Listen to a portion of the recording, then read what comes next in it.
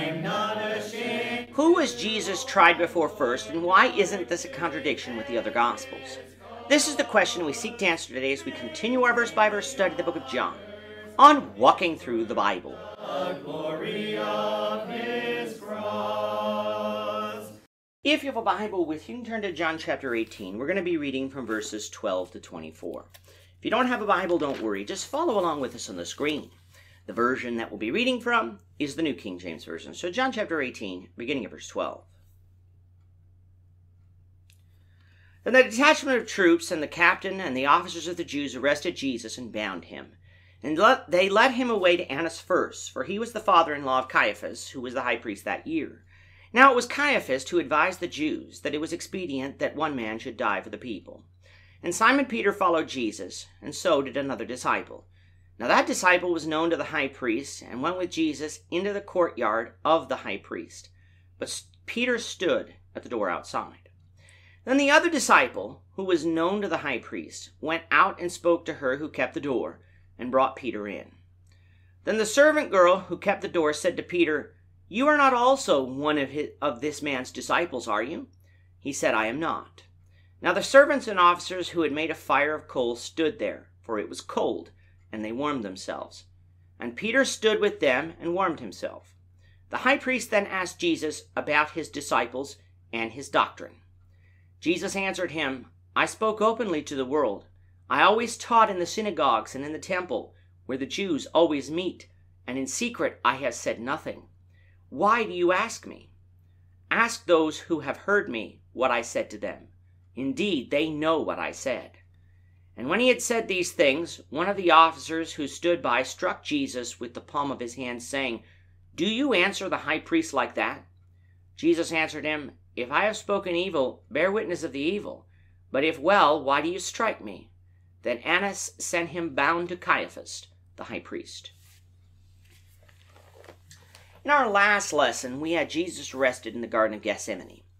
Having arrested him, the soldiers bound Jesus and brought him before Annas. John tells us that Annas is Caiaphas' father-in-law, with Caiaphas being the high priest that we met back in chapter 11 as the one who prophesied that it was expedient for one to die for the people. As such, being in such close relations with Caiaphas, it would seem like Annas had a lot of political power, hence why Jesus was brought there first. However, John goes even further when in verse 19 he refers to Annas as the high priest. Now, our studies of the Old Testament have made it clear that there is only one high priest at a time. Aaron was the high priest, and it was only upon his death that Eleazar, his son, became high priest. So what is going on here? This is the issue when you have a foreign power exerting control over your country. They meddle in your affairs.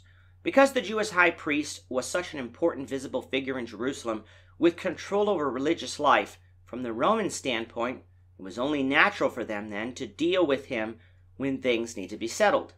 This would have made the high priest a political figure as well. What then would happen if the Romans did not like the high priest? They would depose him and replace him with someone else. Such was not allowed under the law of Moses, but the Jews allowed the Romans to do it because they wanted to keep control over the temple and not have the Romans defile or destroy it. That is what happened with Annas. He was deposed in AD 15 by Procurator Valerius Gratus, the governor who directly preceded Pontius Pilate. Eventually, Caiaphas would be appointed high priest by the Romans, a title that he held at the time of Jesus' death. But even though Annas was deposed, he still carried the title of high priest and probably carried out some of the duties along with Caiaphas. So seeing as how Annas still carried so much sway among the leaders of the Jews, and likely was wanting to lay charges before sending him to Caiaphas, Jesus was taken there first. John is the only gospel that mentions this trial, and so some see this as yet another example of a contradiction. However, as we've said before, contradictions don't occur simply because details are added or subtracted. Contradictions occur when one's account of events precludes another account's events from being possible. This is simply not the case here. And in fact, when we consider the overall timeline 6 lessons from now, the Lord willing in lesson 76, the other gospel accounts will make much more sense with John telling us about this otherwise unknown trial. With Jesus and the soldiers on ahead, Peter and another disciple followed on behind. Who is this other disciple?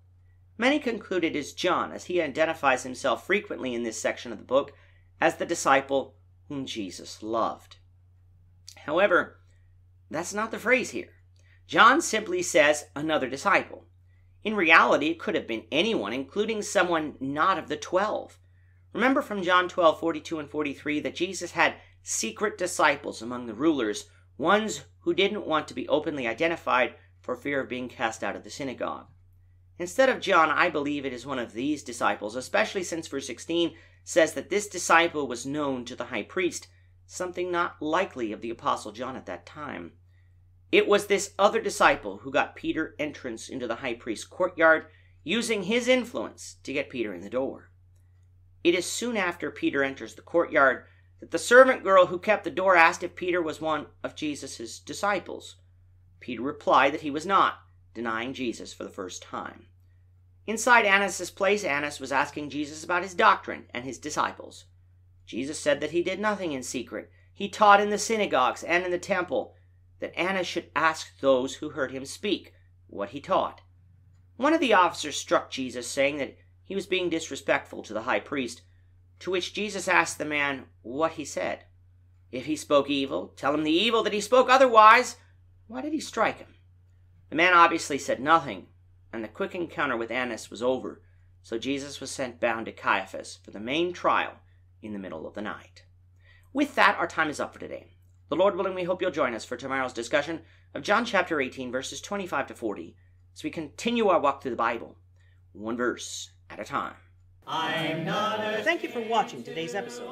We hope that you found it edifying and ask that you not only subscribe to our channel and podcast, but that you like and share this episode among your friends, so that the saving gospel of Jesus Christ can go out to the whole world.